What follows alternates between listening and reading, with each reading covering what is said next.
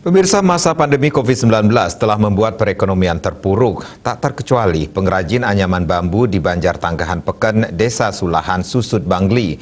Namun karena kebutuhan upacara adat di Bali, produk anyaman bambu sedikit tidaknya masih bisa berproduksi, walaupun hasilnya tidak sama sebelum pandemi melanda.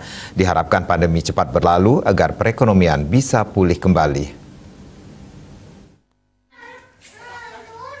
Salah seorang pengrajin anyaman bambu, Niketut Murtiastini dari Banjar Tanggahan Peken, Desa Sulahan Susut Bangli mengatakan, dirinya menekuni usahanya ini sudah sejak lama, bahkan usahanya ini sudah turun-temurun.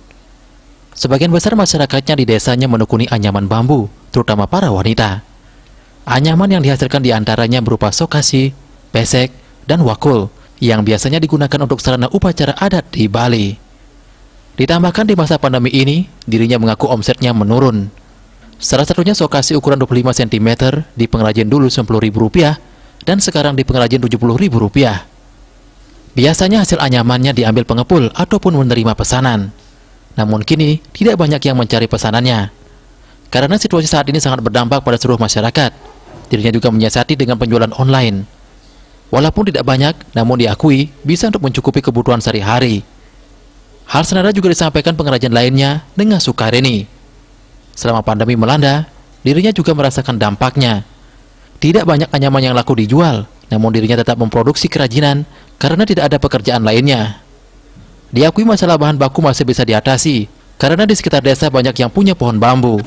Di situasi pandemi seperti saat ini, harga kerajinan sokasi kami juga ikut mengalami penurunan. Mungkin karena minat pembeli masyarakat juga ikut turun.